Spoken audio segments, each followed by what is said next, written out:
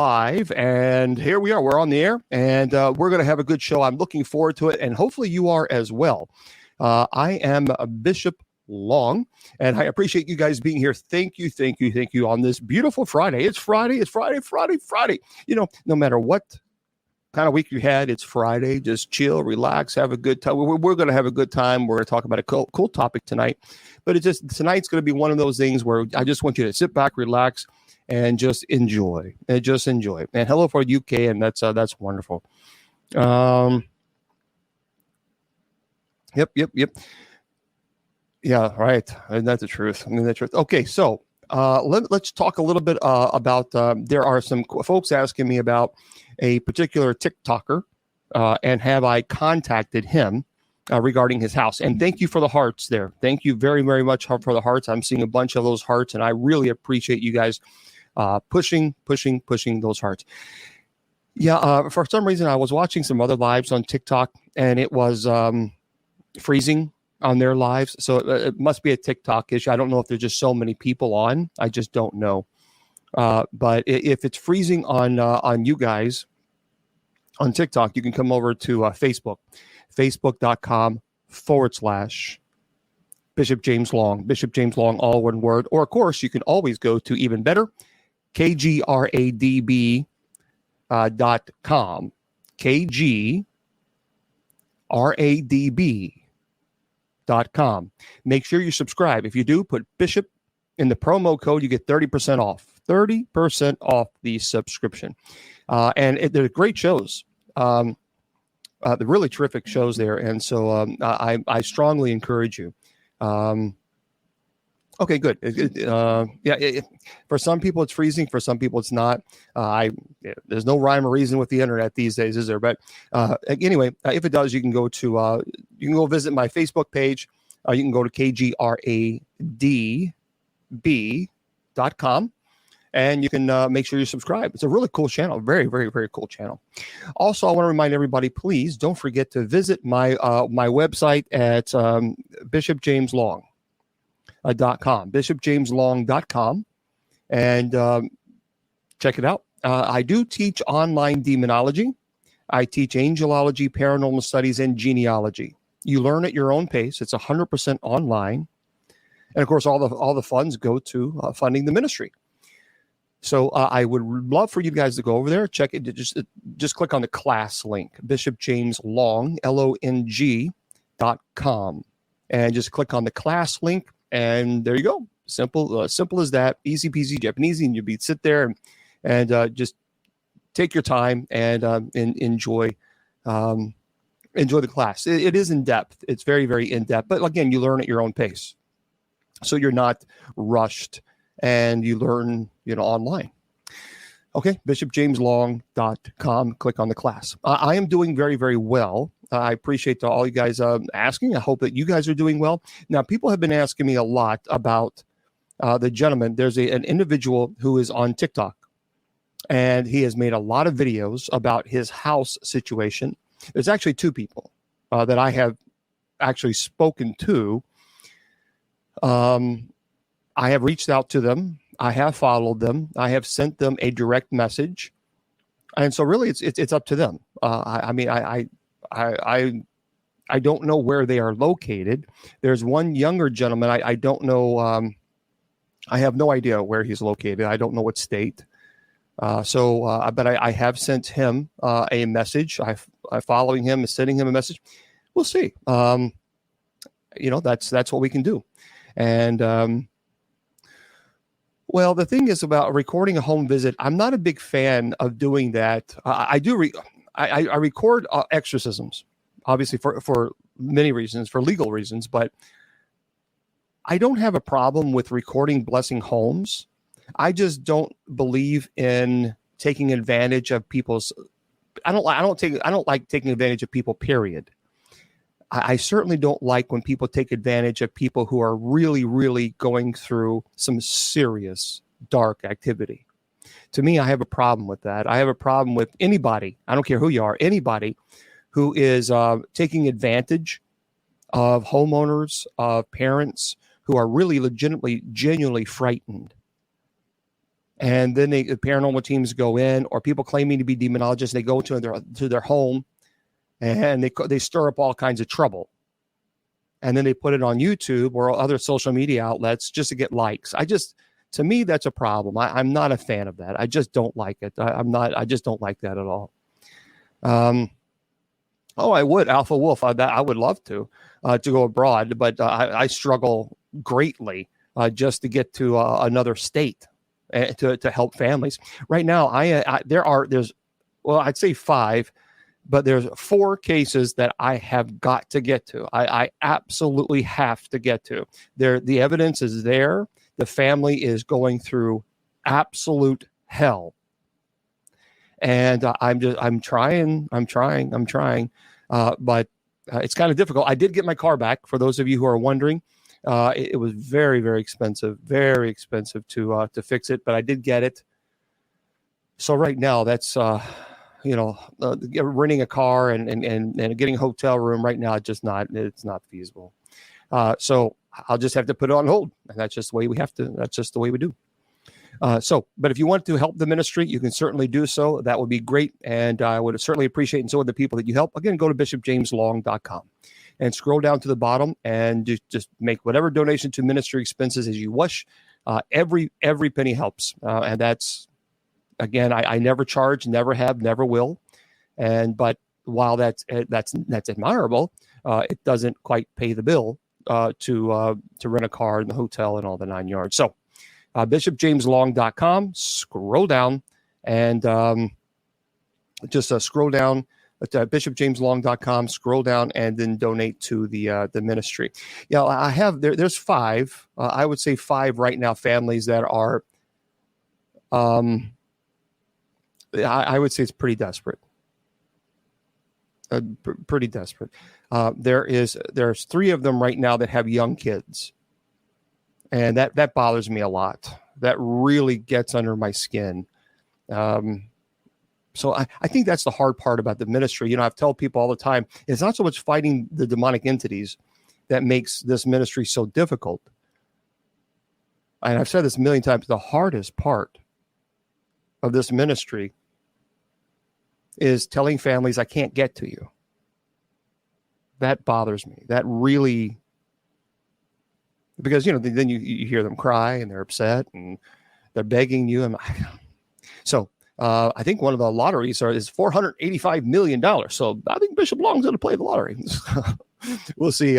We'll see what happens there. But okay, I really do hope that all of you guys are having a good day. And it is hard. It is hard, especially when they're begging and they're pleading with you. And I'm not cold-hearted. That breaks my heart when I can't. When I have to tell them, sorry, I can't get to you. But we do the best we can. That's what we can do. I can, but it seems like every time, no matter what I do a GoFundMe, people are always attacking and saying nasty things. It's just not worth the stress. So anyway, if you wish, you can go to Bishop James Long, bishopjameslong.com, and you can go to ministry expenses, and there you go. Okay, everybody. So tonight, for the first hour, we're going to talk about a very cool topic. Very, very cool topic. And that topic is the Salem witch trials. And I made a video. Thank you, Michelle. And keep tapping that screen on TikTok. It helps people, lets people know that we're live. And it also, of course, it's also a great way to get verified, which I need to because people create a lot of fake accounts there. So thank you, Matt. That's very nice. All right. Salem witch trials. I made a video, and under it I said Salem witch trials, American justice or American crime. And that really is, that's a very, very, I think, poignant point, because it was terrible what happened. So for those of you, and hello to all you guys, welcome. So for those of you, remember the first hour in the paranormal, I usually have a topic. And then usually in the second hour, we talk about demonology and I'll answer your questions. Many of these questions I've already answered so many times, and that's okay. Maybe this is your first time. Maybe this is your first time being with us on live. So if it is, welcome. If it's not, well, that's fine too. Welcome back. Okay. The Salem witch trials. Let's get into this. And this is a really great article that I saw that I want to pass this on to you because this is really fantastic. This is discoveryeducation.com. And I want to give you a little bit of background for those of you who don't know what happened during the Salem witch trials. And that's the scary part about this, is that this actually occurred. This actually happened. So 24 innocent victims lost their lives. 24 innocent people lost their lives in the Salem witchcraft hysteria. How did the community of Salem let this tragedy happen? Was it simply fear or superstition? Or were there other factors at work? So the events of 1692 took place during a very, very difficult and really an incredibly confusing period for the Salem village. So let's be fair there. And so as a part of the Massachusetts Bay Colony, Salem, remember, was under the British rule at this time. And when the hysteria began, the colony was waiting for a new governor and had no charter to enforce the laws. So by the time the new governor, William Phips, arrived in Massachusetts, the jails were already filled with people who were charged as being witches. Filled. Now, to make matters worse, New England towns were under attack by Native Americans and French Canadians. So not only do you have outside forces attacking you, and you're trying to defend your colony, but now you have this mass hysteria that is occurring and really causing it the foundation to crack. I mean, it's already bad enough when you're having to fight outside forces like Native Americans and the French Canadians were attacking the colony. Well, now you have serious internal matters going on. So Salem Village faced daily challenges, closer to home as well. Most families had to support themselves, making their own clothes, planting vegetables, raising meat. I mean, they were hard. It was hard work at this time. And if you didn't go out in the field to work and to farm, you didn't survive. I mean, that's the way it was. There was no, like it is today. Thankfully, there's a lot of government assistance to help the poor or those who don't have enough food.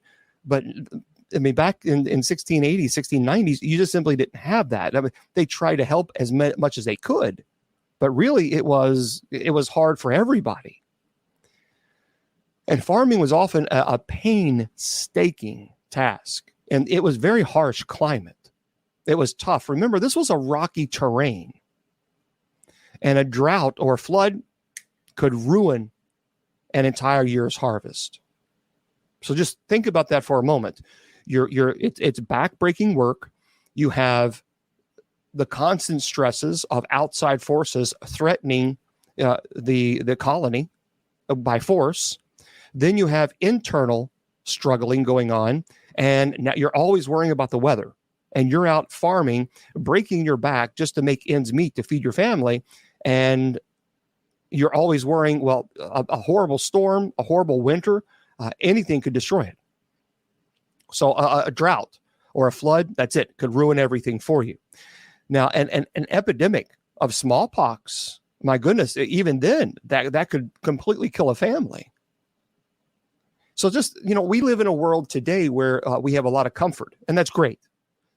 But you got to remember, there was a time in this country where comfort and medicine was not available. It just simply was not.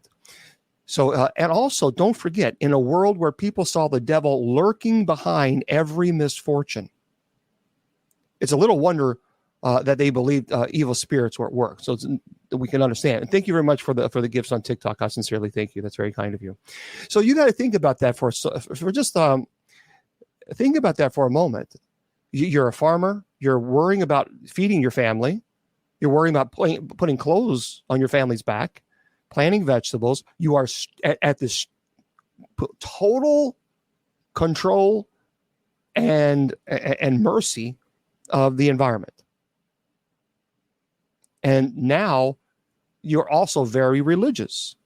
So if anything happens, a sickness or a horrible drought, or your harvest is completely ruined, then many times people at that time immediately, it's the devil. It's the devil working hard against us. It's the devil trying to. I understand why people in this case would look towards the devil for bad misfortune. So anyway, there may have been a stronger forces behind the witch hunts. So you got to remember the Puritan lifestyle. It had a very strong belief in the devil and witchcraft, and the divisions within Salem Village and the expectation of children. It was very, very strict. It is not what we experience today. But if you're in this village and you're living in Salem and you are brought up in this Puritan, extremely conservative, the devil, the witchcraft, you can understand why so many people would think that bad misfortunes was the cause of the devil. So church, by the way, was the cornerstone of the 17th century. A life in New England. That was the rock in your foundation. Most people in Massachusetts were Puritans, and colonists who had left England seeking religious tolerance is basically. And they left England to come to the United States because they wanted religious tolerance, but they didn't quite get the religious tolerance, did they? But the strict Puritan code was far from tolerant. It was against the law. By the way, did you know this? Many people did not know this. In Salem at this time, it was actually against the law not to attend church. It was against the law. Go to jail. So it was against the law not to attend church, where men and women sat on opposite sides through long services. If you think about it, it's very similar to the old style. A lot of people like Amish. It's like the old style Amish, where even today, you go to their church, the women are always separate from the men. So, but at this time, the Puritan lifestyle was very restrained. It was very rigid. People were expected to work hard, to repress their opinions or their emotions, and individual differences were frowned upon. He just didn't do it. Even the dark, somber Puritan dress was dictated by the church. So you couldn't just go out there and wear whatever type of clothing you want. No, the church had to approve it. And again, that's all. This might be all you know. And so, I mean, can you imagine that? I would not like living in this type of, this to me would be too rigid. I just simply wouldn't like it. I would have a problem with this. But some people, what happened? Was it acting stupid? Yeah, some people are saying there's some issues here. That's weird. My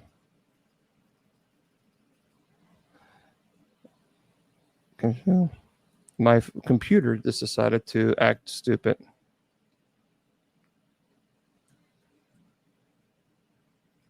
That's weird.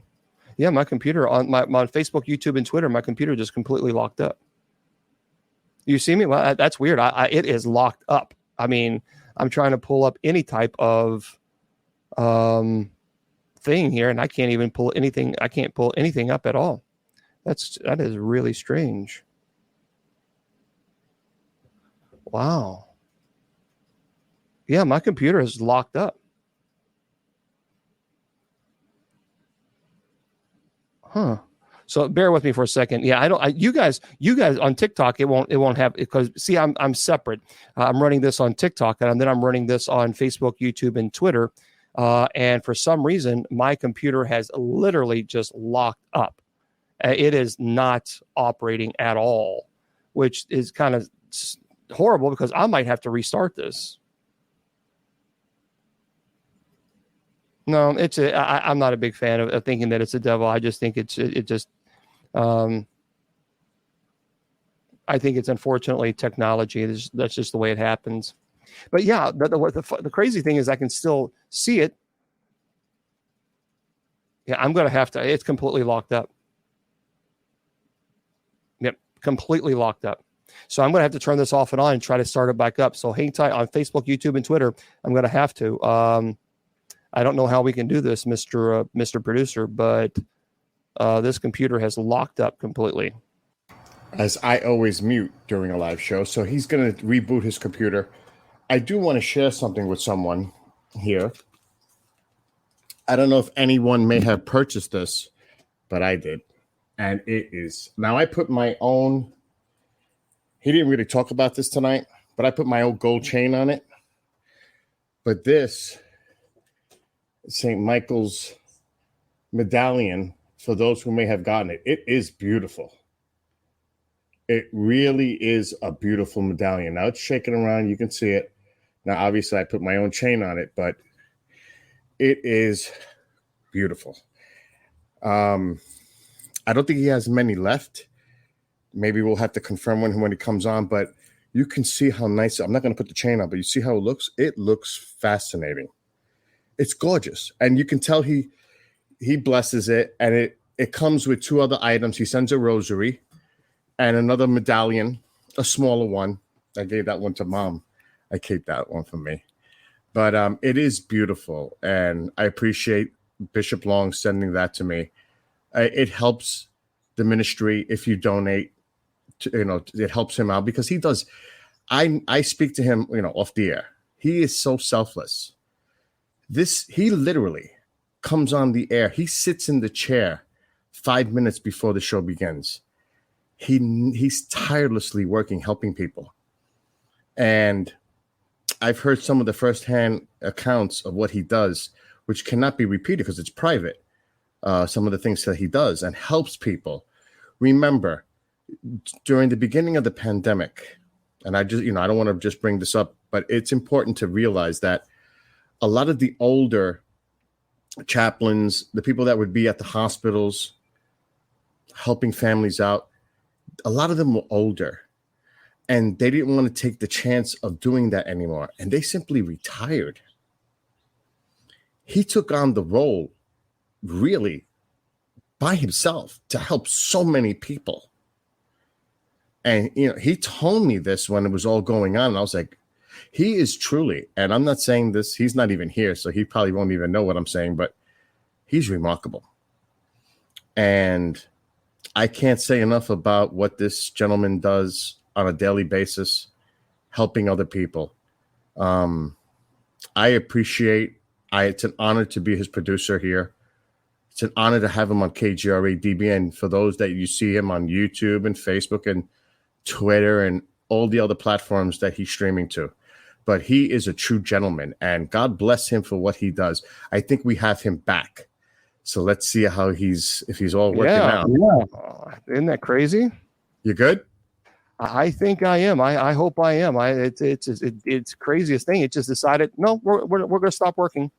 I was showing them the beautiful medallion. Oh yeah, that is beautiful. It truly is. Anyway, have a great rest of your show. Well, thank you, Mr. Producer, for stepping in. I appreciate that. Mr. Producer stepped in and he helped out. He's a good guy. He's a very good guy. I am hoping maybe one day you guys can all get to meet him. And hopefully you will. Hopefully one day that will happen. So we're back on Spreaker. I think we're back on everybody. Well, of course, TikTok. We've stayed on TikTok, and there we go. So hopefully it won't do it again, and we'll just keep on trucking. That's all we can do. All right. So let's get back into the conversation because I think it's important. So again, what we're talking about is it had a very strict Puritan code, very, very, and it was not tolerant in these religious, in the Salem witch trials. It just simply wasn't. And remember, also, people were expected to work hard, suppress their emotions and opinions, individual differences. No, you didn't do it.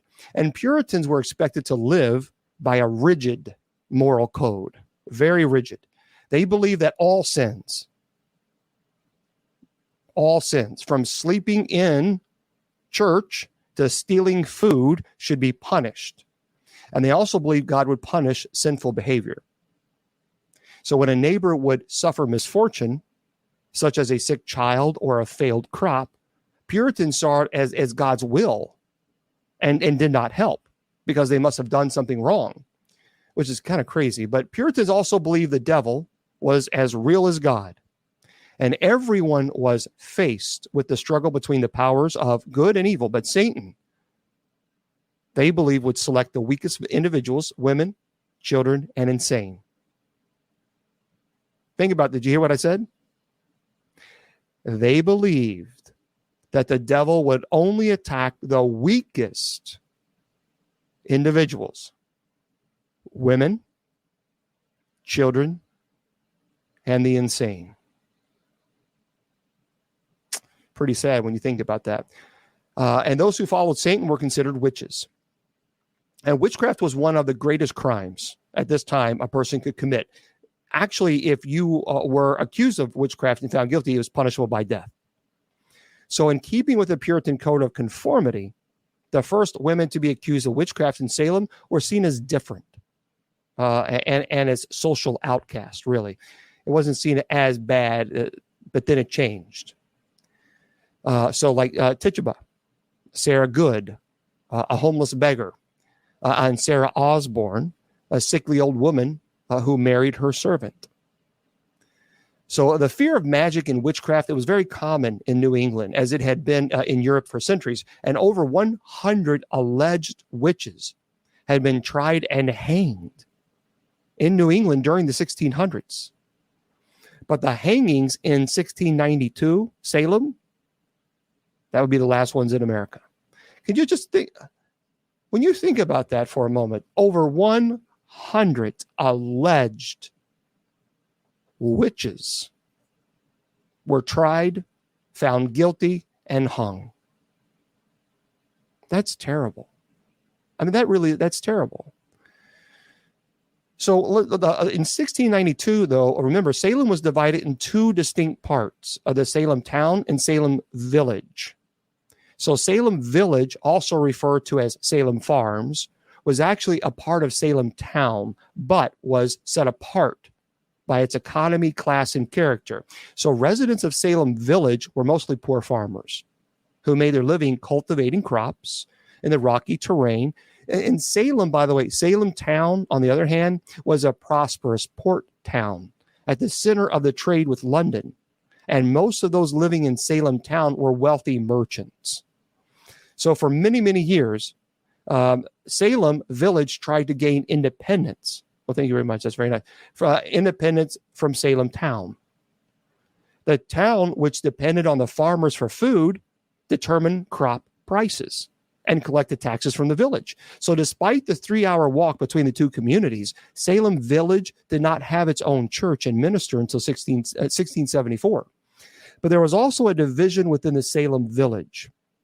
So those who lived near Ipswich Road, it's close to the commerce of Salem town, became merchants, and such as like blacksmiths and carpenters and innkeepers.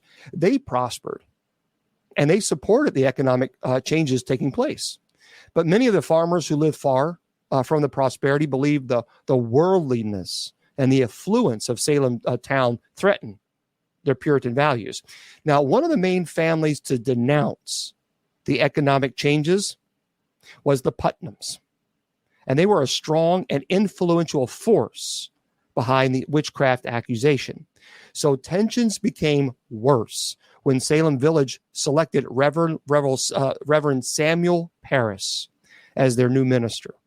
So Parris was a very stern Puritan who denounced the worldly ways and economic prosperity of Salem town as the influence of the devil. Now, his rhetoric further separated the two factions within Salem Village. And it is likely that the jealousies and hostilities between these two factions played a major role in the witch trials. So most of the villagers accused of witchcraft lived near Ipswich Road, whereas the accusers lived in the distant farms of Salem Village. So it's not surprising that Reverend Parris was a vigorous supporter of the witch trials, and his impassioned sermons helped fan the flames of hysteria. So here's what happened. In 1692, children were expected to behave under the same strict code as the adults, doing chores, attending church service, representing individual differences, repressing individual differences. So any show of emotion, such as excitement or fear, or anger, it was discouraged. And disobedience, that was severely punished. Children rarely played, as toys and games they were scarce anyway. Puritans saw these activities as sinful distractions. It was work. But unlike young girls, boys had a few outlets for their imagination. They often worked as apprentices outside the home, practicing such skills, carpentry or crafts. Boys were allowed to explore the outdoors, hunting, fishing. On the other hand, girls were expected to tend to the house, helping their mothers cook, wash, clean, and sew. So many children had to read. Many children learned to read, but most households owned only the Bible and other religious works, including a few that described evil spirits and witchcraft in great detail. Now, there were a few books written for children, but these often warned against bad behavior and described the punishment that children would suffer for sinful acts, such as The World of Abigail Williams and Betty Parris during the long, dark winter of 1692. So there was a little to feed the imagination that did not warn of sin and eternal punishment. So it's no wonder that the young girls were so captivated by Tituba's magical stories and fortune-telling games, right? So these activities were strictly forbidden, which must have filled them with fear and guilt as well. And this may have been one reason for the hysterical behavior. And at a time when young girls were forbidden to act out or express themselves, it is easy to see why they were so enraptured by the attention they received when they became bewitched. Okay, so and I can understand this. I mean, these were kids. So of course there were probably many factors behind the girls' actions. But what is more surprising than the accusations from these imaginative young girls is the reaction from the community. The girls may have sparked the witch hunt, but it was the adults who set the wheels into action. So what happened here, the belief in witches and witchcraft was widespread in 1692 New England. And one of the most ardent believers was Cotton Mather. It's a respected, he was a Boston minister who wrote of many religious topics. And Mather's 1689 book called Memorable Providences describes a case of supposed witchcraft that had occurred in Boston the previous year. So 3 children had begun acting strangely after a disagreement with an Irish washerwoman, and Mary Glover. Now, after examining the children, Mather concluded that they were innocent victims of Glover's witchcraft. So the book was widely read through New England and was actually among the works in Reverend Parris's library. Even if the young girls' circle, the circle girls who began the accusations had not read the book themselves, they were very familiar with its contents. So Mather played a much more direct role in the Salem witch trials. His sermons and written works fanned the flames of the witchcraft hysteria. He declared that the devil was at work in Salem and that the witches should face the harshest punishment.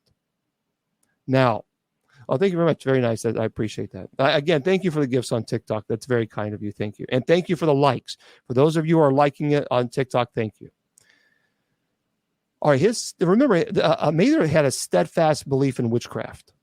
and was perhaps no more apparent than the hanging of George Burroughs. He was a former pastor of Salem Village. Just before he was hanged, Burroughs turned to the crowd and perfectly recited the Lord's Prayer. Supposedly impossible for a witch or wizard. That's what they taught. His dramatic prayer and claim of innocence drew tears and doubts from the spectators. And Robert Califf describes Cotton Mather's reaction to his account in the book, More Wonders of the Invisible World. He said, as soon as Burroughs was turned off, executed, Mr. Cotton, being mounted upon a horse, addressed himself to the people, partly to declare that he was no ordained minister, and partly to possess the people of his guilt, saying that the devil has often been transformed into an angel of light, and that this did somewhat appease the people. And the executions went on. So when the witch hunt subsided, the judges agreed to turn over the court records to Mather. And some were friends of Mather's and hoped that his account would portray them favorably. In 1693, Mather recounted the trials in his book, Wonders of the Invisible World, in case you're interested. So 12-year-old Ann Putnam was in many ways the leader of these circle girls, the young girls whose accusations sparked the Salem witch trials. During the winter of 1692, the circle girls gathered secretly at Reverend Parris's house for evening of storytelling and magic with the Parris slave Tituba. And one of the fortune-telling games was to drop an egg white into a glass of water and see what shape that it took. One evening, Anne saw the shape of a coffin. And soon afterwards, Anne, Betty Parris, and Abigail Williams started behaving strangely, babbling, convulsing, staring blankly. And once diagnosed as victims of witchcraft, the girls were asked to identify their tormentors. Well, Anne pointed fingers at Sarah Good and Sarah Osborne, who had nothing to do with it. She also was quick to testify against Tituba, claiming an apparition of the West Indian woman had, quote, tortured me most grievously by pricking and pinching me dreadfully. So anyway, Anne's next accusation surprised the village. She claimed that to have been tormented by the spirit of Martha Corey, a solid member of the church. So despite any evidence, Martha was actually sent to prison and was eventually hanged. But Anne's bold accusation had sparked the fear that any of the villagers could be a witch. So Anne accused many more in the coming months, including, get this, 4-year-old Dorcas Good. Anne's parents, Thomas and Anne, also accused dozens of townspeople of witchcraft, most of whom were enemies of the influential Putnam family. So two of Anne's most shocking accusations against the pious Rebecca Nurse and the former Salem pastor George Burroughs may have been provoked by old family disputes. So by the time this witch hunt was over, Anne actually accused 62 people of witchcraft. And in the coming years, she would have a difficult life. So both her parents died, leaving her to raise her 9 brothers and sisters on her own. Talking about karma. But she did something none of the other circle girls would do. Publicly acknowledged her role in the trials. And in 1706, she stood before the church as a pastor to read her apology. She actually apologized. And for those of you who don't know what her apology said, I'll read it to you. I desire to be humble before God for that sad and humbling providence that befell my father's family in the year of 1692, that I, then being in my childhood, should by such a providence of God be made an instrument of the accusing of several persons, of a grievous crime, whereby their lives were taken away from them, whom now I have just grounds and good reasons to believe they were innocent persons, and that it was a great delusion of Satan that deceived me in that sad time, whereby I justly fear that I have been instrumental with others, though ignorantly and unwittingly, to bring upon myself and this land this guilt of innocent blood. So we're going to blame Satan and accuse Satan, and it was because of Satan, not because of personal choice. So in the Puritan and Salem village, a place where anyone different was not trusted, Tituba was perhaps the most different among them. Not only was she a slave, which was unusual in that area, she was also a dark-skinned foreigner, setting her apart from the white Puritan villagers. Tituba was born in a small village in South America, but as a child, she was captured and taken to the Caribbean islands of Barbados. And there she was sold as a slave to Samuel Parris, a local merchant originally from New England. So much for the religion. In 1680, Parris, Tituba, and another West Indian slave named John Indian moved to Boston. And in Boston, Parris married, started a family, became a minister. So Tituba and John married in 1689, the same year that Parris moved the family to Salem Village to become their pastor. So Parris's wife, Elizabeth, had many duties as the pastor's wife and was often sick. So Tituba tended to the three children, Thomas, Betty, Susanna. And in the evenings, Tituba entertained little Betty and her cousin Abigail Williams by the kitchen fire. She played fortune-telling games and told them stories of magic and spirits from the Caribbean. She shouldn't have done that. She should have known how strict these people were. Such activities were strictly forbidden by Puritan code. But word secretly spread among the neighborhood girls, and soon a small group of girls, known as the Circle Girls, were joining Tituba around the fire. So what happened is that cold winter of 1692, Abigail and Ann Putnam began exhibiting strange behavior. Again, babbling, twitching, convulsing. And that was diagnosed as witchcraft. Tituba and John baked a witch cake with rye and Betty's urine and fed it to the dog. And it was believed that the dog was a familiar or a witch's helper. And by eating the cake, the spell would be broken and the identities of the witches would be revealed. So when pressed to identify their tormentors, the girls pointed to three social outcasts, including Tituba. And Tituba denied practicing witchcraft. She loved young Betty, but Reverend Parris beat his slave and demanded that she confess to the magistrates, promising her freedom if she cooperated. That was a lie. And during her 3-day examination, Tituba did confess to practicing witchcraft and claimed there were other witches in the village. So Tituba was put in prison, but because she had confessed, she did not stand trial. Parris did not keep his promise and refused to pay the fees to release Tituba. She stayed in prison until the following spring, when she was sold and taken away from Salem.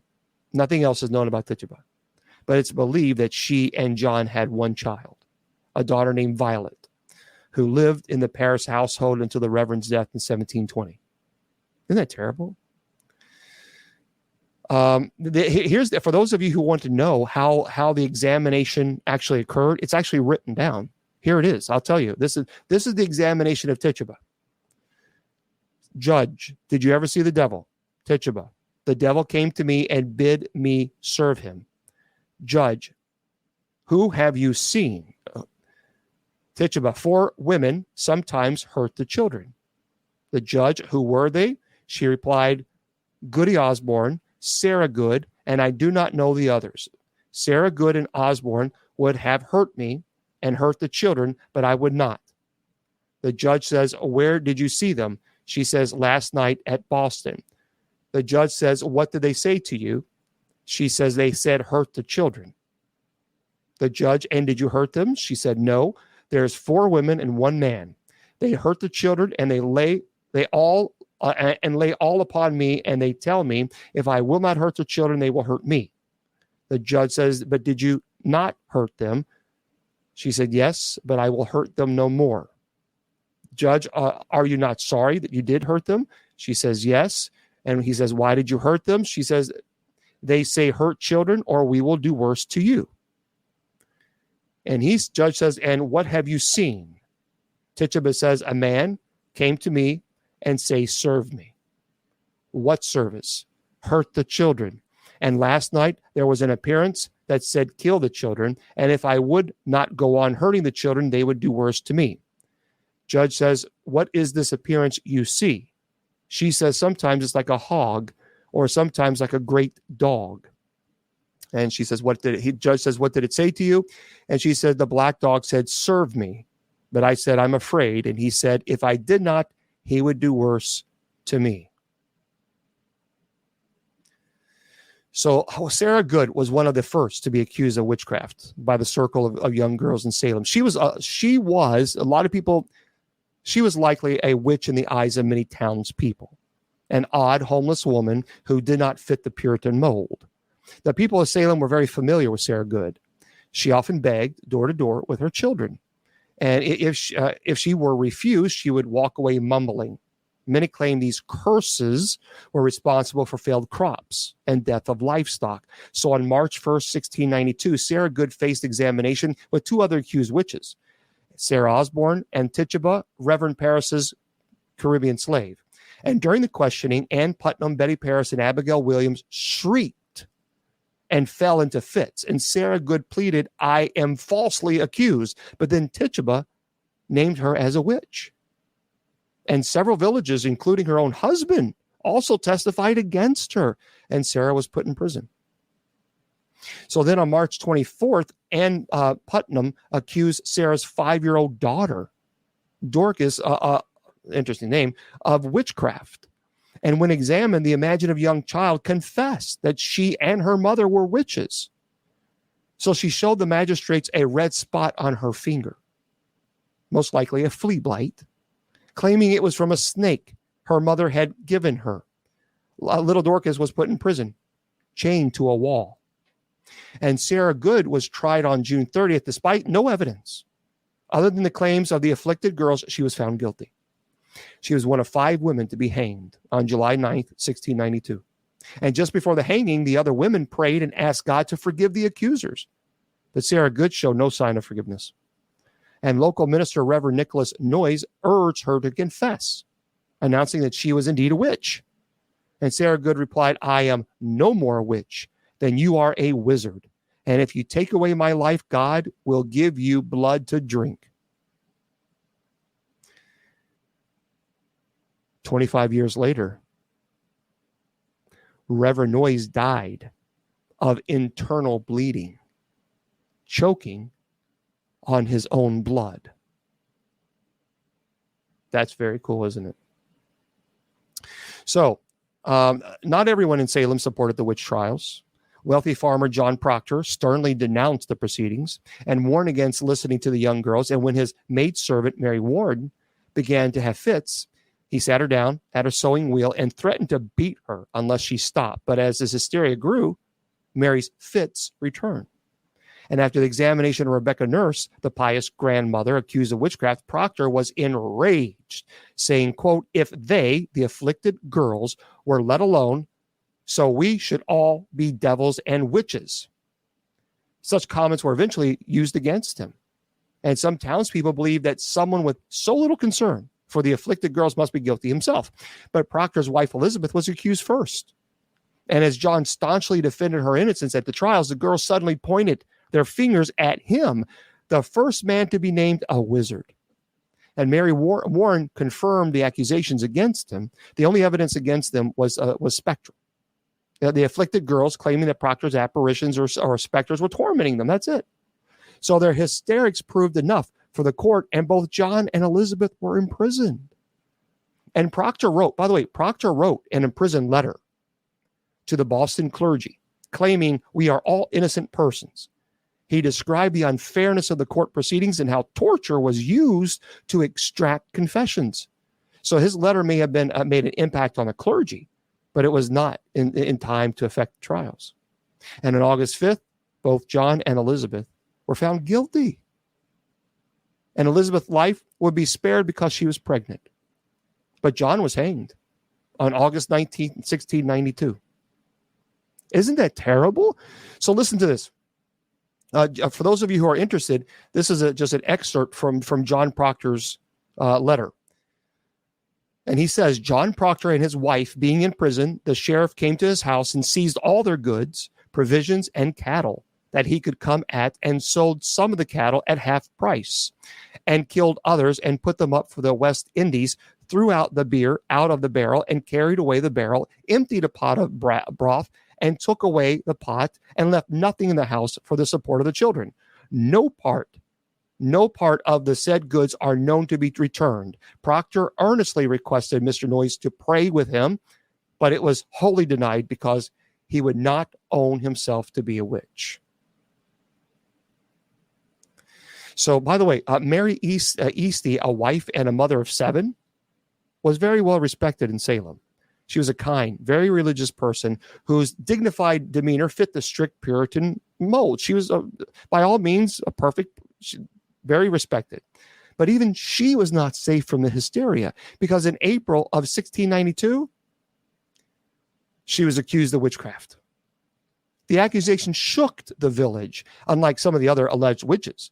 She was not a social outcast or an outspoken woman who may have offended the villagers. Perhaps the accusation was inspired by envy. The Easties, by the way, the Easties own a valuable farm in Salem. Or maybe Mary was a likely target after the conviction of her sister, Rebecca Nurse. So Mary was calm, respectful during her examination, but the afflicted girl's cries were insistent, and she was sent to prison. Absolutely no proof. She was set free a few days later, but Mercy Lewis cried out that Eastie's apparitions was strangling her. Her fit was so severe, Mary was put back into jail. So on September 9th, Mary Eastie was tried and condemned, despite her pleading. She says, I never complied, but prayed against Satan all my days. I will say it. If it was my last time, I am clear of this sin. So before her execution, she wrote a letter to the judges asking that no more innocent blood be shed. And her letter raised sympathy and doubt in the Salem village, but could not prevent the last round of hangings. So Eastie and 7 were carted off to the gallows on September 22nd. And John Califf described the scene in More Wonders of the Invisible World.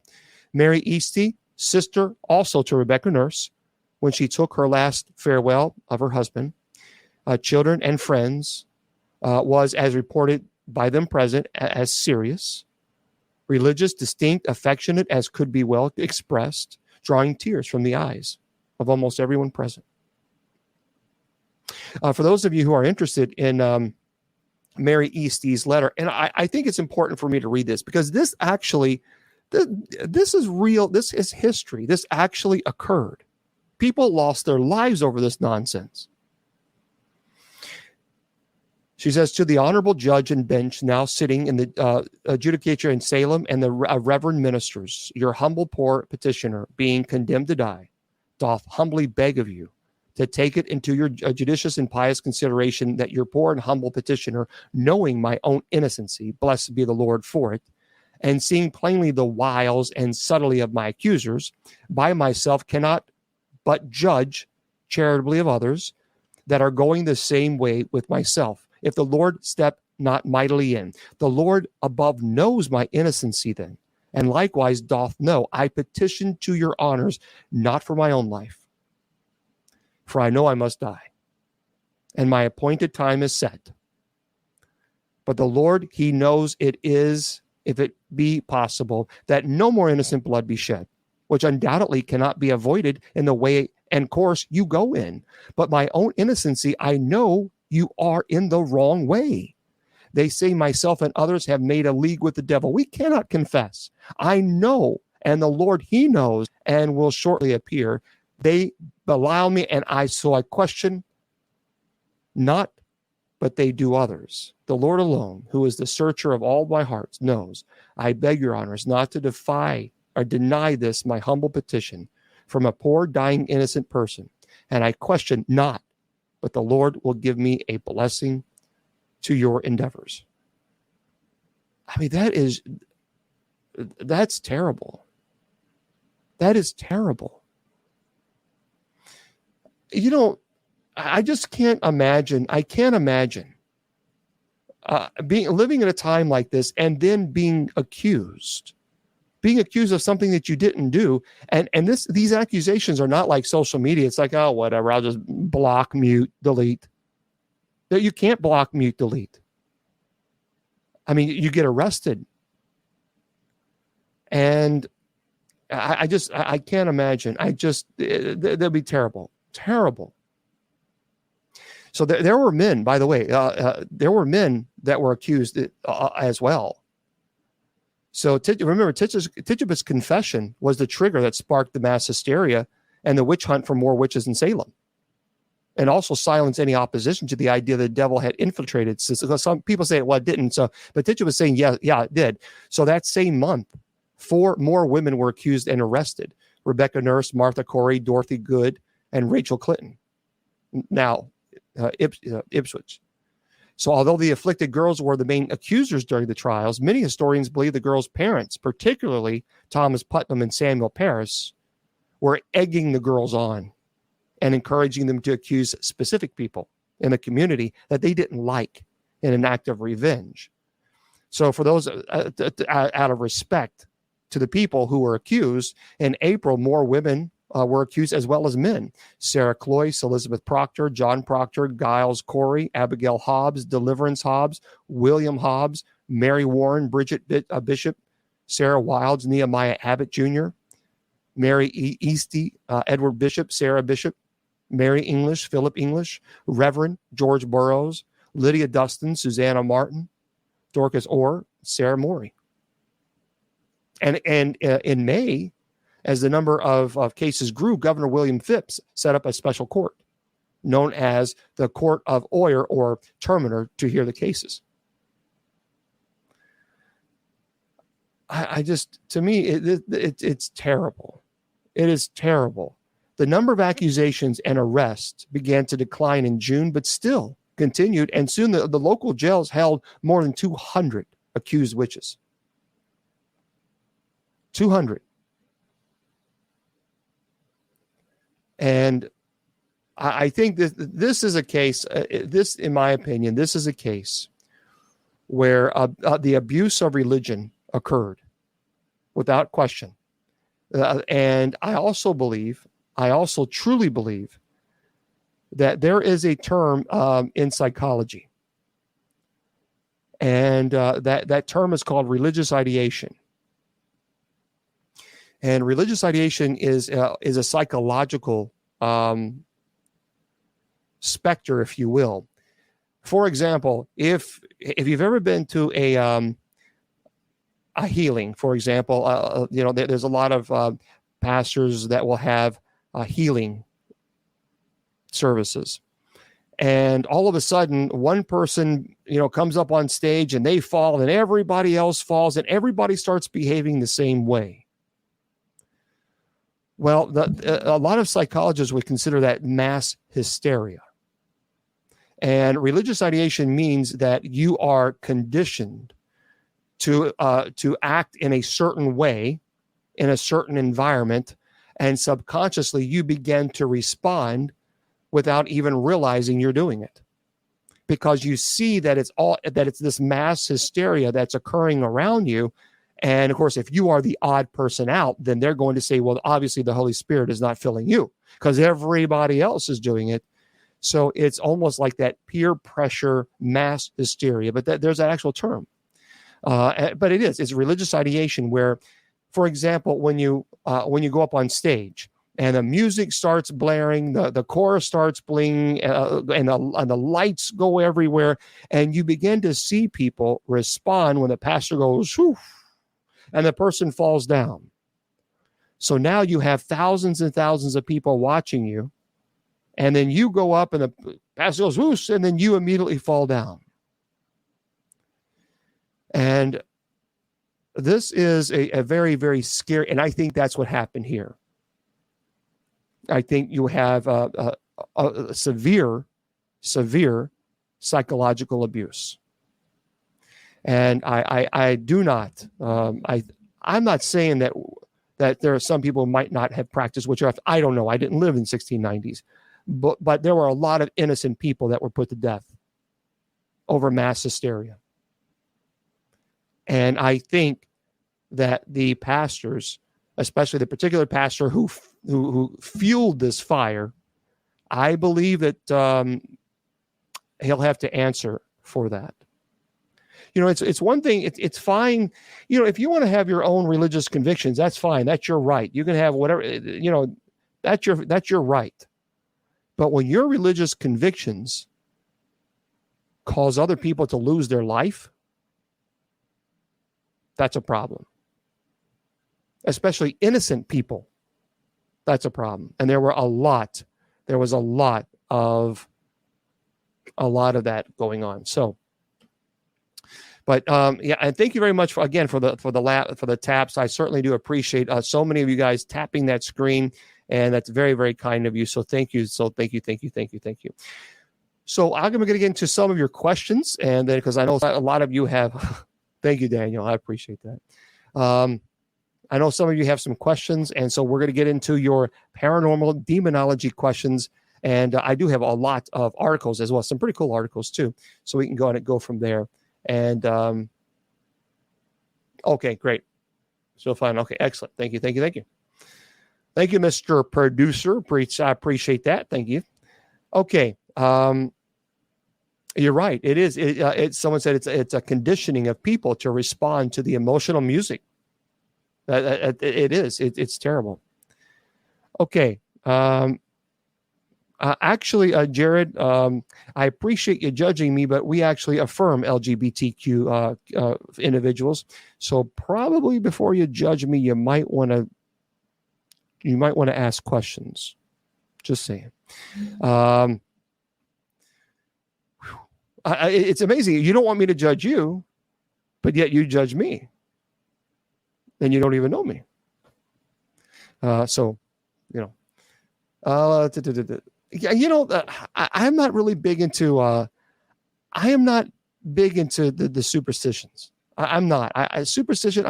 There are some people that are. Miss Wilma, by the way, Miss Wilma is absolutely. She is very superstitious. I'm not. I guess I've never been.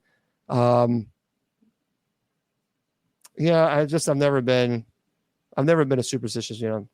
There's a Latin term, post hoc ergo propter hoc, which is a false cause. So basically, just because something happened doesn't mean that cause. So for me, I'm just not a big fan of that. Then so okay. Oh yeah. Mass deliverances can't. Well, thank you very much, Jeanette. I appreciate that. I'm not a big fan of even mass deliverances. I think that's more of because again, you can go into religious ideation, and then it can also be. I don't like that because you really don't know the mental stability of the individual, and you don't want to accidentally feed into the psychosis. So I'm not a big fan of that. I'm just I'm not. No. Yes, I was Robbie. Actually, at 9 years old, I began reading books on demonology, and I couldn't put them down. I just read and read and read as much as I could, and I have been reading books on demonology, angelology, philosophy, the paranormal ever since. I have not stopped. No, I don't believe in unicorns.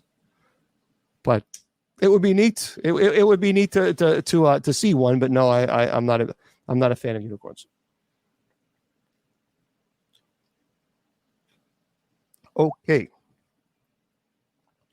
There is an article here. You can go to bishopjameslong.com, and you can go to the church's website, usocc.org. And feel free to check it out and kind of go from there. Yep, that'd be fantastic. By the way, this is a very interesting story that I saw. Sure, yeah. I've studied demonology, angelology, and the demonic names, and this is interesting. I don't know if you are aware of this. And this, by the way, is from IT Technology. Bharat Sharma wrote this. The boy who inspired The Exorcist, because it's based on a true story.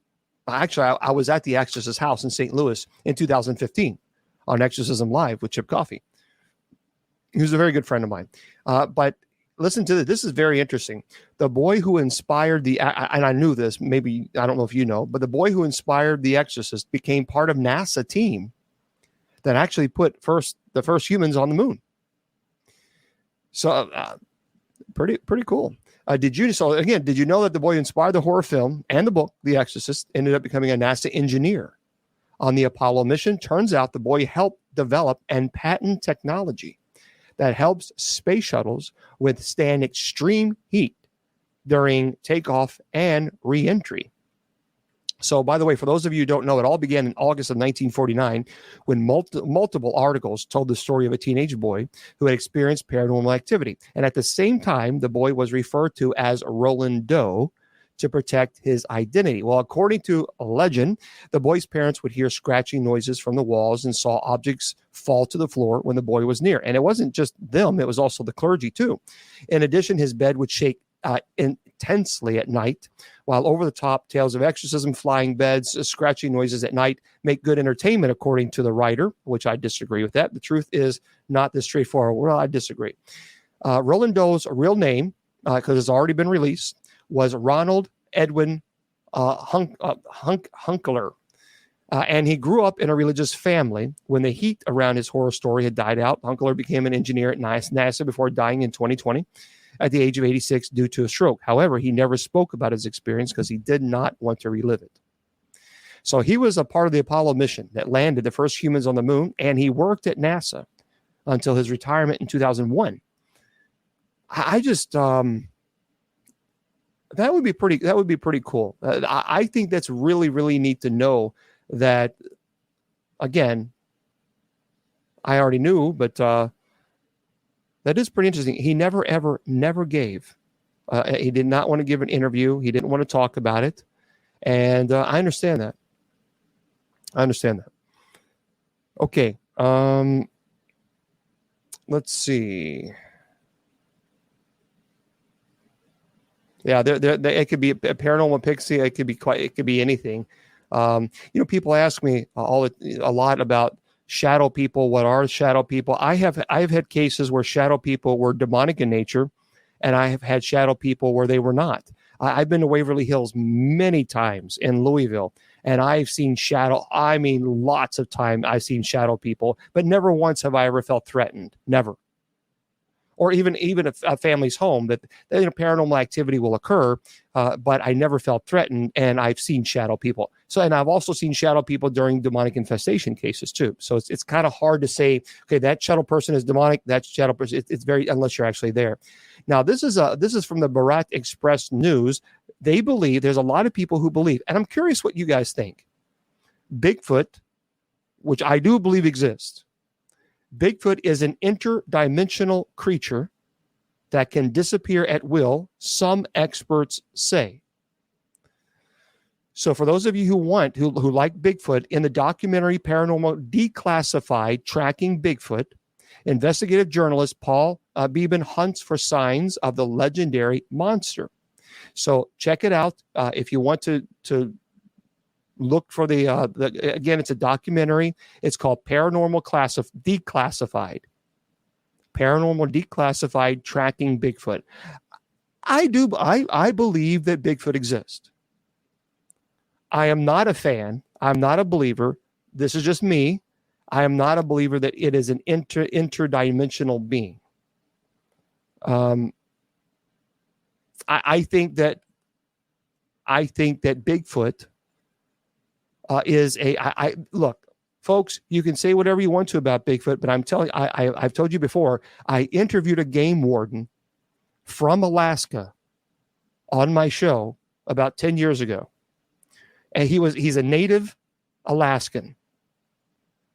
And in other words, he spent his entire life in Alaska. He knows the difference between a bear and a moose and a bipedal being. So for people to say, well, he got confused with it was a bear. If you don't know the difference between a bear and some 8 to 10 foot bipedal creature, then you probably shouldn't be a game warden in Alaska. Just saying. But he absolutely is 1,000,000% convinced, 1,000,000%, that it is absolutely 100% he saw Bigfoot. So there's a lot of people who Bigfoot is real. Jeanette seen him, interacted, and photo for really. So you interacted with Bigfoot? Linda says, Linda believes that I think they're from a different dimension or are demons. Yeah, I don't know. The demons, I understand. I get where you're going with that, but because a lot of people will experience almost the same kind of emotion or physical, I think, attributes of having a demonic presence. Yeah, I'm not freezing on my end. I have 400 megabytes of internet, so I have extremely fast internet, and I'm actually connected. I'm directly connected to the internet, so I'm not even on Wi-Fi. So I don't know why. I don't know. Let me know if anybody else has it freezing. I see the fairies thing. I've seen videos of fairies, what people believe are fairies. I know a lot of people do. I know a lot of people believe in them, and that's fine. But I've never seen one, so I'm skeptical. By nature, I'm skeptical. I'm not pessimist, but I'm skeptical. Okay. Oh, you've seen it. Okay. Yeah. Is it Haystack or? Yeah, I've talked about. I just simply do not like what they're doing at that Hydrogen Power Colliders. I don't like it. I don't like the idea of messing around with something that you may not be able to control, and I'm not a fan of it. I don't like it. That's problematic. That is problematic for me. But anyway, I'm not a fan. By the way, if there's any multi-millionaires in here, who knows? Maybe somebody is. If there's a no, Inspector, I did not. I have sent him a message. I've sent him multiple messages, and I haven't heard anything back as far as come to my house and help me. I'm still waiting. But I did reach out. By the way, the Goldfield Hotel is now up for sale. You can buy the Goldfield Hotel if you have $4.9 million. So for those of you who have $4.9 million, you might be interested in this. And so, if you have $4.9 million, that's good. So this is by Greg Haas. So it says, a piece of Nevada's history, the Goldfield Hotel is going up for sale, and its owners are asking close to $5 million. It's the biggest building in a town that was the biggest in Nevada 120 years ago, and those were the days when a gold rush brought throngs of fortune seekers, swelling the town's population to 20,000 in 1906. By 1910, the population dropped to 5,000. So now the Goldfield Hotel is well known as a destination for ghost hunters. The big 4-story hotel comes along with a completely restored office as well as an off-site property, including an auto repair shop, a workshop, and 5 vacant parcels. And according to Randall Peace of Logic Commercial Real Estate in Reno, the company that is listing the hotel, so the whole portfolio is going to go for $4.9 million. And the listing isn't expected to go up for another week. So the hotel is being sold by the heirs of Edgar Red Roberts Jr., who died October 19, 2020. Roberts bought the property in 2003 and hoped that, someday to turn it into a place for poker tournaments, specialty gatherings, such as bar clubs. And his son said it would be gratifying to see his dad's vision of the property to be fulfilled. And he has been continuing the work since his dad's death, but the decision was made to sell the property. So there we go. Room 109, according to local legend. That's George Knapp reported a ghost story that put the hotel on the map 22 years ago on 8 News Now. It's a tale of a dark tale of prostitution, a powerful man, and a child's death.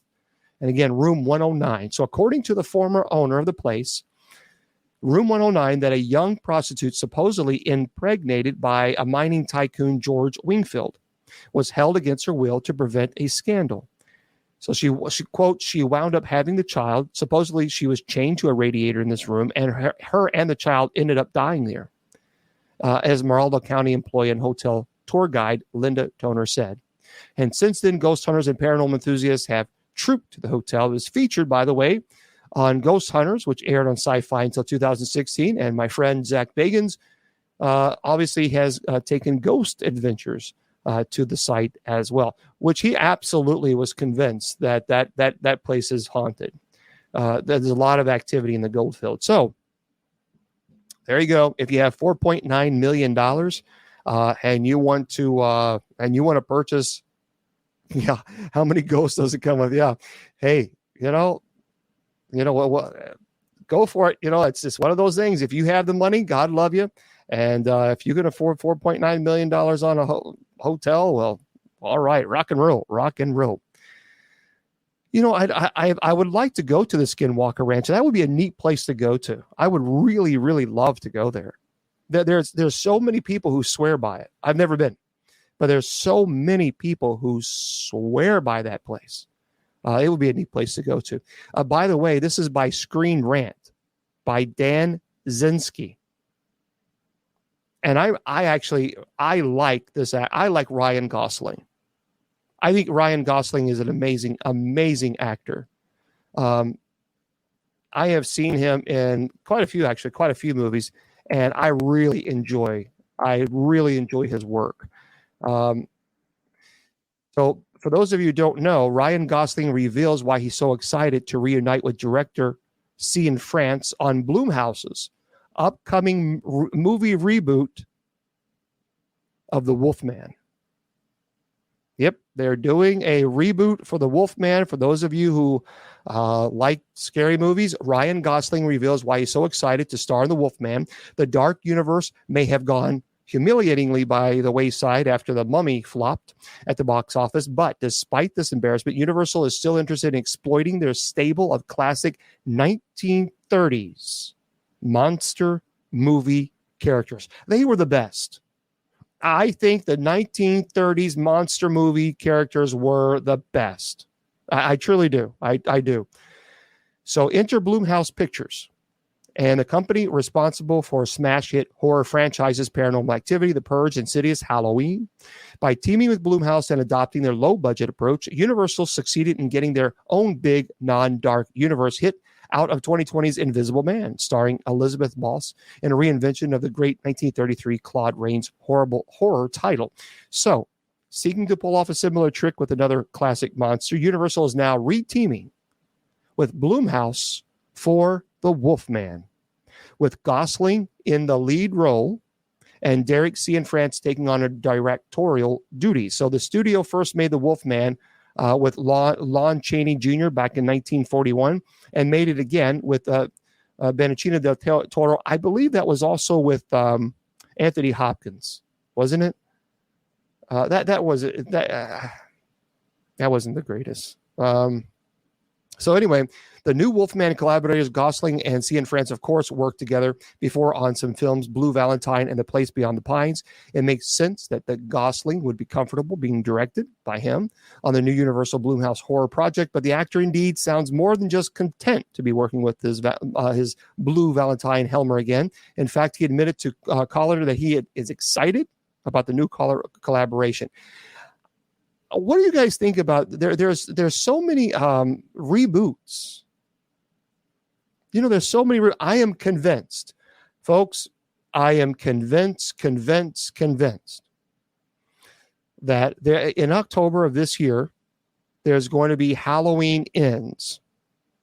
Okay, and I know some of you are like, no, don't end, because some of you are big Halloween fans. I love the Halloween series. Let me tell you something. As long as that makes money, Halloween Ends is going to be Halloween Begins. Because I promise you, as long as it makes money, and it does, it has made money. As long as it generates income and it doesn't lose money for the studio, Halloween Ends is not going to be the end. They may take a couple years off. Okay, who knows? But you're going to see another Halloween movie. I promise you, you'll see another you'll see another one. It's not the end of the Halloween series. because I know some people are upset about that, but you don't have to be. They are not. They are not going to go away. I promise you. They're just not. I don't know about this one. I've talked about this before, and someone asked me to talk a little bit more about it. I don't know, guys. Yeah, Halloween 1 and 2, I think they were the best. I think they were the best because they didn't have to get gory and really, really bloody and all that stuff. I mean, they left a lot of it to your imagination and cinematography of Michael Myers in the shadows and slowly coming forward, and that white mask. It's that was brilliant. That was brilliant. But I'm you tell me. Okay. Well, thank you, Debbie, and thank you for the gifts on TikTok. You guys tell me. The Queer Eye producers will produce a gay ghost hunting series starring Kristen Stewart. And here's everything that Kristen Stewart, yes, the actress who played in Twilight. I'm this is from DC News. And you tell me what you think. Kristen Stewart, who was nominated for an Academy Award for her work in the film industry, has started filming her ghost hunting show, so it is starting. Variety shows that Stewart is looking for a cast of LGBT ghost hunters and mediums to audition. CJ Romero, a self-described ghost hunting hairstylist, has issued open calls on her Instagram account inviting anybody who is interested to apply. So television shows on ghost hunting will never go out of trend as long as people are fascinated by the paranormal. There's always a place for ghosts on television, whether it's Sci-Fi Ghost Hunters or BuzzFeed Unsolved, which is now Watcher. So it says here for Stewart, the goal is to produce, and this is what the quote. This is what she said, Kristen Stewart. She says her goal is to produce the most gayest, funniest, most titillating, queer ghost hunting program ever. I don't know. So anyway, it talks about drag, and drag has been popularized by shows like RuPaul, Drag Race, and Queer Eye, which shows how dress and home design can express a person's true self. This month, Trixie Mattel's program, Trixie Motel, premiered on Discovery Plus, exposing the community to a new set of viewers. I don't know who she is. Stewart's desire for a, quote, spooky adventure in a queer environment is only logical, and she's asking for help from her fans to make it a reality. I don't know about. I don't know. What do you guys think? The Exorcist. I have not. Well, I saw the movie. Yeah. When well, all right. Debbie became a top viewer. All right. Well, all right, Debbie. Thank you. But I'm just curious. Would you guys watch that? I just. I don't know. Yeah, there's a lot of celebrities now jumping on the bandwagon of the paranormal. A lot, and I'm friends with Zach, but I can't talk. I can't really discuss it now, but I can't right now because I can just simply, all I can say is I'm under contract for something, and so that's all I can say. Yeah, I have heard there is a reboot of The Exorcist coming out. And Dogman, I have heard of Dogman, but again, I'm just, it seems like there's Goat Man, Dog Man, Hat Man, Tall Man. I mean, it's just kind of like, okay, I have not heard that song. Well, listen to this, Longview News Journal. For those of you who are interested, this is by Bang Showbiz. They're here, horror movies with paranormal events reported on set. So these films are part of the classic and popular horror genre, not only for the stories they tell, but also for the disturbing and scary events that took place while filming them. Find out some off-script paranormal events that occurred during the making of these Hollywood blockbusters. So this is interesting. The Conjuring. A lot of people know about The Conjuring. Well, the 2013 film The Conjuring tells the story of two paranormal investigators who I did know, Lorraine, who tried to save a family living in the haunted house. Actress Vera Farmiga, who played Lorraine Warren, revealed in an episode of E! True Hollywood Story that some spooky events actually took place during the making of the horror flick. She said, quote, when I opened my computer and there were these claw marks across. And after we got back from North Carolina where we filmed, the same claw marks appeared on my thigh. Ooh, did you know that? That's kind of creepy. Well, now, The Exorcism of Emily Rose, which, by the way, is based on a true story. Her name was Anneliese Michel, and she was German. Well, in the filming, thank you, Debbie. In the filming, Laura Linney, Tom Wilkinson, and Jennifer Carpenter, among others, starred in the 2005 film revolving around a teenager who is chased by demon forces and possessed. Jennifer told Dread Central that during the filming, the radio of her hotel's room began to randomly turn on. She said, 2 or 3 times when I was going to sleep, my radio came on by itself. The only time it scared me was once because it was really loud, and it was Pearl Jam's Alive. Boy, that's kind of crazy. The Shining, of course, one of the scariest, one of the best scary movies out there. Well, Oscar-winning actress Shelley Duvall played Wendy Torrance, Jack Nicholson's wife in Stanley Kubrick's classic, The Shining. When David Hughes's book, The Complete Kubrick, Shelley described part of her experience during the makings of the 1980 film, which caused her a terrible mental state. She said, quote, from May until October, I was really in and out of ill health because the stress of the role was so great. Stanley pushed me and prodded me further than I'd ever been pushed before. It's the most difficult role I've ever had to play. She appeared only in a couple of projects afterwards. So apparently that really took a lot out of her. Annabelle, Peter Safran produced a very famous movie that revolves around a doll possessed by an evil spirit. And by the way, I talked to Lorraine Warren about Annabelle. Annabelle is a Raggedy Ann doll. It doesn't look anything like the movie. Lorraine did not want it. She didn't want to even go around that doll. She absolutely wanted nothing to do with it. And she wouldn't go around it. Lorraine was a great person. I miss her. She was a very sweetheart of a person. So they told on the movie Annabelle, the Hollywood Reporter, about a very odd incident that took place on the set early on in filming. He said, quote, the first day that the demon was shooting in full makeup, we brought the demon up in the elevator. He walks out and walks around to the green room to where we're holding the talent. And just as he walks under, a giant glass light fixture is being followed by the actor playing the handyman of the building. And all of a sudden, the entire glass light fixture falls down on his head, the janitor's head. And in the script, the demon kills the janitor in that hallway. Well, that's kind of crazy. That's kind of crazy. So the Exorcist. The Exorcist. I did. I didn't know Ed. I did not know Ed. The Exorcist. And thank you, Debbie. And I appreciate Debbie for all the gifts. That's very kind of you. The Exorcist. Some people say that the 1973 horror film is cursed.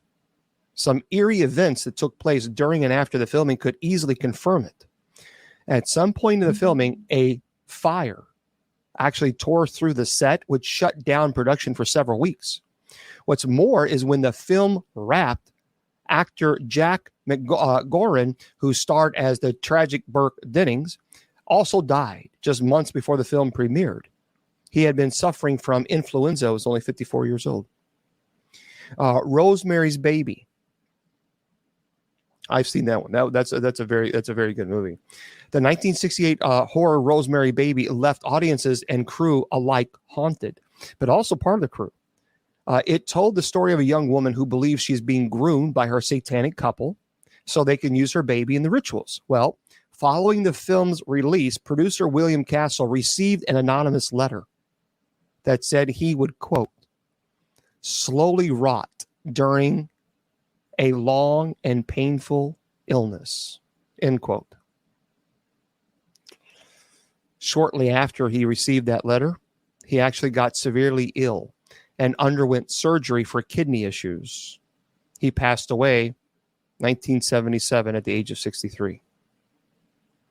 The Nun, the film about a nun that passed away in Romania, that not only spooked the audience, but also part of the film's crew while filming, including director Corin Hardy. So in an interview with Cinema Blend, he recalled how he saw two guys who initially thought they were part of the crew. So he said, quote, "As I went into the room, I see two guys from the crew, probably sound department, just sort of sitting a little further back in the dark. And I said, hi." Then according to him, a few minutes later, the guys were not there anymore. But there was sort of but there was a sort of impossible for them to enter or go out of the room, impossible, unnoticed. So I don't know. What do you think about that? That's kind of crazy. It's interesting because I've not seen the movie The Nun. I've not seen it. Twilight Zone, the movie. I love that Twilight Zone, the movie. Love it. That's I think that's one of the greatest. I think it's a great movie. Vic Morrow starred in Steven Spielberg's 1983 film Twilight Zone, the movie, and passed away on the set. Did you know that? I didn't know this.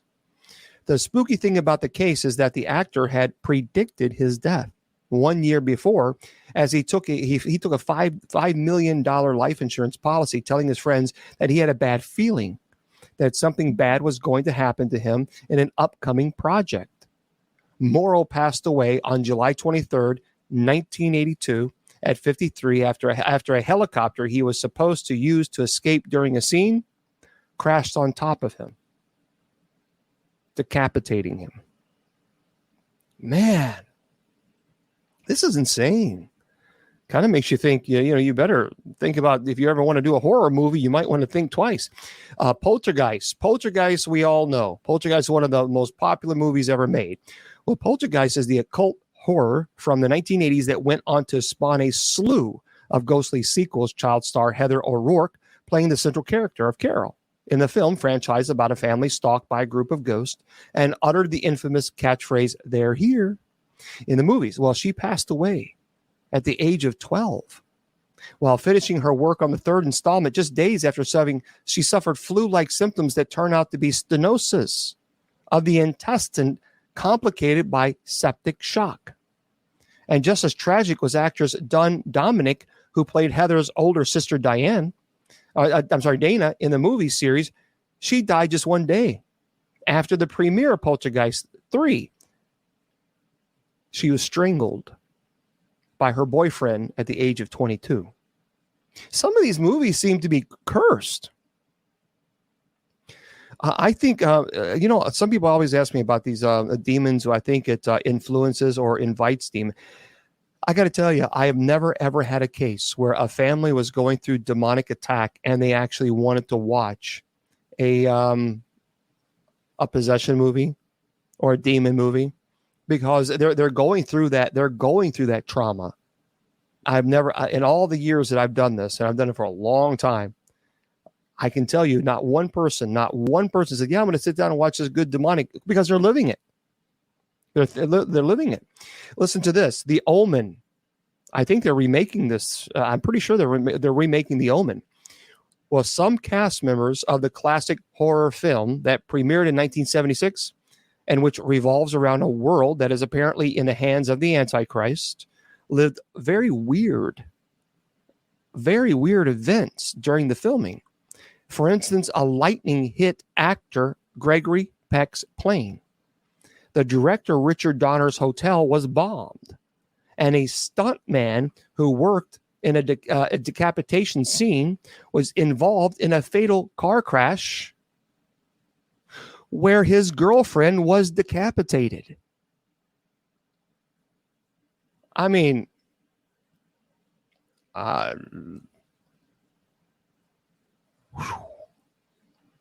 think I'm gonna.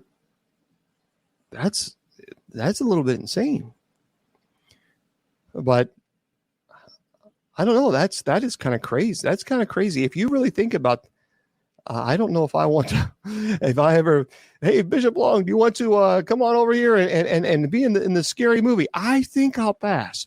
But thank you very, very, very much. I appreciate that. Thank you. No.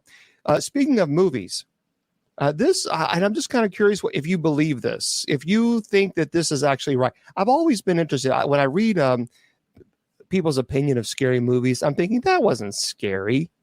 Why is that even on there? I mean, I saw one list where Hocus Pocus, they listed Hocus Pocus as one of the scariest movies of all time. If you're Miss Wilma. But this is by Cultured Vultures and by Gabriel Ricard. So Mr. Gabriel said this. He is listing the 15 best paranormal movies of all time. Okay, so if you're a paranormal fan, this is his opinion. And he says paranormal, as its own genre, can sometimes be difficult to pin down, true, as there really isn't a neat definition for what qualifies as paranormal movie. Fair enough. While often focusing on the horror side of things, the best paranormal movies can, in fact, be told in a variety of formats across numerous genres. There are love stories dealing in paranormal elements, comedies that don't have a hint of horror, and other types of films that deal in ghosts, witches, demons, and other examples without necessarily being horror. Okay. He says our fascination with the paranormal can come from a variety of places. Whether or not you believe in these things is irrelevant when it comes to watching paranormal movies, though, as anyone who likes movies, I do, enjoys being exposed to a larger world of mysteries beyond our comprehension. That's why I love the paranormal.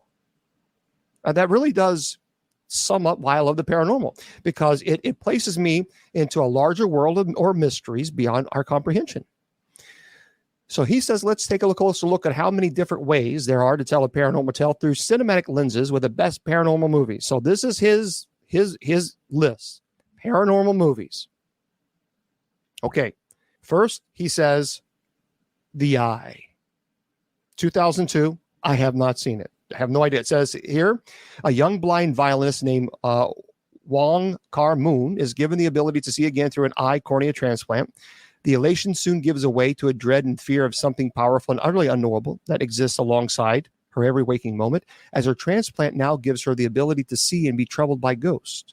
So the eye benefits from an intense atmosphere, great performances by its cast, and moments in which reality seemingly collapse in a fashion that still makes sense for this movie. It's a movie in which our footing never feels firm, which is particularly disconcerting in a story in which the threat is literally everywhere. So the success of the film led to a solid but decidedly unhinged sequel, as well as several remakes. So in 2008, the release with Jessica Alba in particular doesn't do much to set it. I think that, you know what? I think I did see that remake of Her. I think I did see that. I didn't care too much for it. If someone has demonic activity, what can you do to keep your safe child until you can get help outside? I'm willing to give more details if in it.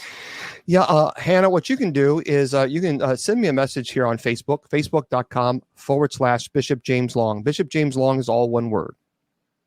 Okay. Bishop. So facebook.com/Bishop James Long. And that is probably the best way to reach out to me. People get upset because they send me an email. Guys, I have 11,000 emails. I mean, I can't go through all. I just can't. And so I do the best I can. But anyway, facebook.com/Bishop James Long. It's the only one with the cartoon that they have that they put out there. Okay, the next one is called Extraordinary.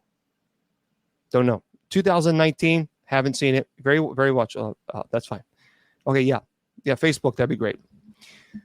An unhappy woman working as a driving instructor in Ireland has the ability to communicate with ghosts. Extraordinary doesn't spend a lot of time setting this up, as the film moves quickly to establish its main characters, particularly Maeve, Higgins, as Rose Dooley. So the rest of the film builds on its principles by putting across the absolute hell of Rose trying to help a man and his daughter whose encounters with the paranormal are beginning to take a serious toll. So like many other good horror comedy hybrids, Extraordinary works on both fronts because it finds serious emotional depth in comedy while also creating substantial suspense and atmosphere. So there you go. If you want to see a horror comedy, Extraordinary.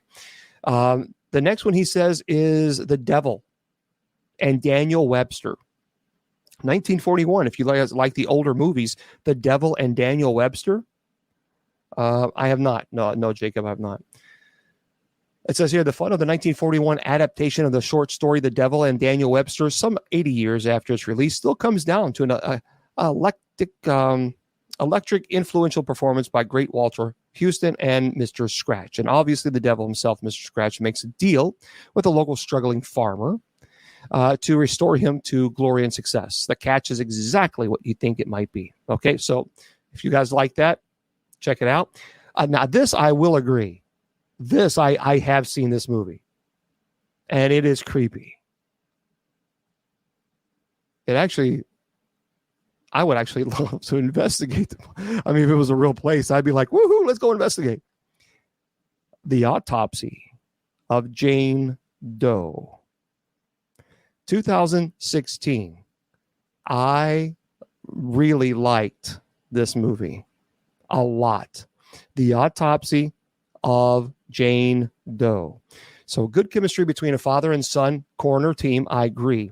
Sets up for the sparse, void black humor present in The Autopsy of Jane Doe. I didn't think it was a lot of humor, with the simple setup of the pair investigating an increasingly strange death of a young woman and an impressive supporting cast. The movie has everything it needs to be one of the best paranormal movies around. I agree. The Autopsy of Jane Doe is much better than just okay. The intense, foreboding atmosphere is created within the first few minutes, and it only gets better and scarier from there. Yes, it does. If you have not seen Autopsy of Jane Doe, check it out. This person also said The Witches of Eastwick. In 1987, I don't know about this one, but it's fun to see someone with energy as bold as relentless as George Miller doing one of the strangest big-budget fantasy comedies of his decades. Now, there's something heightened to not only this story and its energy, as well as the performance of Susan Sarandon, Michelle Pfeiffer, and Cher, as three women in a small town. Their lives are changed forever by the arrival of a handsome, sinister, stranger named Daryl Van Horn. So Daryl, who turns out to be much more than just another loud rich guy, sets about seducing each of the women, who in turn are slowly discovering their powers as witches. So he said, check it out. This other movie, of course, I think we all know, Sinister, 2012. But by the way, I met the cast in Sinister. They're very cool people. Whether or not you believe that Sinister really was the scariest movie, according to science, it's still one of the strongest horror on entries of the 2010s. I agree with that. The film utilizes an excellent cast and moody atmosphere of the death and rage to start us on the path of a true crime writer who's desperate. Ethan Hawke, who's a great actor, who's desperate to be relevant again. No, so I disagree with that. So committed to this ambition, he moves his family into a home that was allegedly used in the creation of snuff film. This setup could go off the rails quickly in the wrong hands, but director Scott Derrickson navigates a film that doesn't lose its creeping dread momentum. That is a good movie.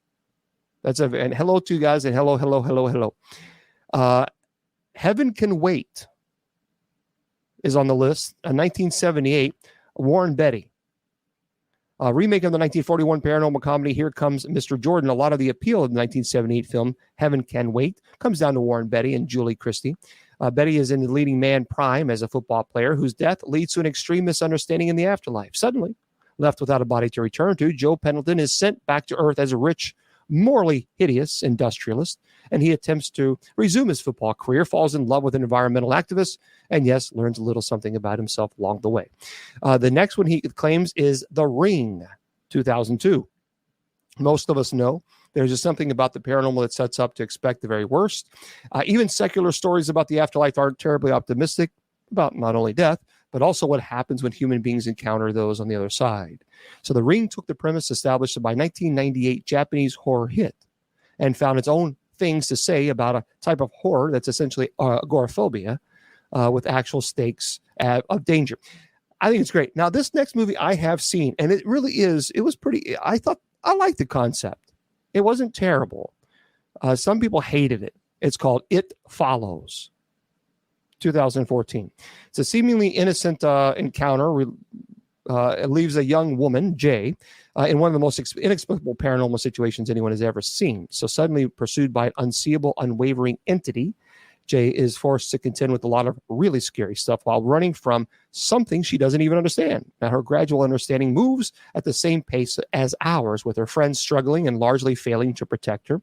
The movie doesn't spend a lot of time on making all of this make sense. It just gnaws at our anxiety as it chips away at poor Jay's sanity. It's a very interesting. And then, of course, Poltergeist 1982, which I'm not going to go into that. We know that. We know Poltergeist 1982. The Beyond 1981. That's also a very good one. Most of us know that one. Number 4, The Ghost and Mrs. Muir, 1947. That's the fourth one. The third, he said you got to watch Ghostbusters, 1984. I watched. I'm not trying to be hate. I'm not hating, but I watched the new one, and it wasn't there for me. I just wasn't there. Well, hello, all you guys. I appreciate you guys being here. Number 2, The Frighteners, 1996. And then finally, the number 1, I'm just curious, how many of you think, what do you think the number one, and all the things that I just said, what do you think? And I'm surprised. I'm really surprised there's one that he did not include. There's a lot. But what do you think the number 1 movie is that he says you need to see? Yeah, I did. I'm just curious about what you guys thought. What do you think the number one on the list? Insidious? Well, Insidious is on there, but it wasn't number 1. Or Conjuring. Conjuring's on there. You know, that's a good one. It was not on that list. The Shining was on the list. The Devil's Advocate, that was a great one as well. Exorcist was on there. Haunting of Hill House. Yep. Well, get this. The Innocents, I haven't seen that one. He says, and I understand this, it makes sense, but he says the number 1 movie that you got to watch regarding the paranormal, Beetlejuice. And okay, so that's fair. And I thought they were supposed to remake that one. I don't know. I haven't heard anything about anything else as far as remaking. A lot of people say that they're supposed to remake, but I don't know. I don't know if you guys have heard. They're going to remake or not. I don't know if they're remaking it or if they're going to do a Beetlejuice 2. I don't know. You know what? I'm really surprised that the movie The Others was not on the list. The Others is one of the most amazing. It is truly a phenomenal movie. It's one of my all-time. It's definitely one of my all-time favorites. If you have, it is great. It is just, it's one of the, because the twist at the end was like, wow, I was not expecting that at all. That was I love movies like that have a twist at the end, where you have no idea. You have no idea, and then it hits you all of a sudden. I wish they had more movies like that. But yeah, Hocus Pocus. Of course, they have Hocus Pocus 2 coming out, which, by the way, Hocus Pocus 2 is going to star the same women who was in Hocus Pocus 1. So, got a lot. Let's see, Bob After Dark. Oh yeah, great. Oh well, fantastic. Well, it was great being on the show. But it is interesting. Yeah, they are making Beetlejuice 2. Okay. Well, that's great. Well, I mean, I think it's going to be quite successful. I mean, there's no, and also I'm surprised. To be fair, thank you, Mr. Producer. To be fair, I am surprised that Twilight was not a part of the series. And I know some people are like, oh gosh, Twilight. No, but seriously, I mean, look, I don't have to defend Twilight. The box office it speaks for itself in the Twilight series. It speaks for itself. So much money. So obviously, but I'm surprised. I am really surprised that Twilight didn't make the list, because I mean, you got the vampires, you got werewolves, and a human turning into. By the way, for those of you who want to know, I just checked this. Very interesting. The Twilight series, and thank you very much. Is that Heather? I think for the Twilight series, listen to this. Let this sink in for a second. The Twilight series earned $3.4 billion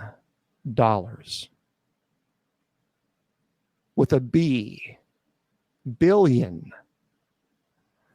That is wow. So that speaks for itself. I'm just surprised. I'm surprised it wasn't in there. So for those of you who are on Spreaker, I'm going to say good night to you guys, and I'll see everyone there on Odd Night Prayer. Okay, my friends on Spreaker are heading out. I want to thank you all very, very much for being here this evening. I truly have appreciated all of you choosing to spend your time, your Friday night. Hopefully you learned a lot, the Salem witch trials and the movies. And we covered a lot tonight. I mean, a lot. So hopefully we, a lot of lonely, David says a lot of lonely women out there, Bishop James. Well, I've taken a vow of celibacy. So I am a strictly celibate man. And but I appreciate the notice. Thank you very much. But yeah, boy, I tell you what, we covered a whole lot tonight. So next week we're going to be jumping right back in the saddle. We'll have a good. I have an idea of what I'm going to be covering, and I think it's going to be a very cool show. I think you'll like it. I tell you guys all the time. Yeah, thank you, Mr. Producer. Remember, folks, on Facebook, YouTube, Twitter, and TikTok. TikTok, stay with me. I'll be with you guys in a minute. I tell you guys all the time that your value does not decrease based on someone's inability or refusal to see your worth. Remember, you are priceless, and never let anybody tell you or convince you otherwise. Facebook, YouTube, Twitter, God bless. The Sacred Division has been brought to you by Bishop Long's online paranormal course. Learn demonology, angelology, paranormal studies, and genealogy. It's 100% online, and you learn at your own pace. Please go to www.bishopjameslong.com and click on the paranormal course link.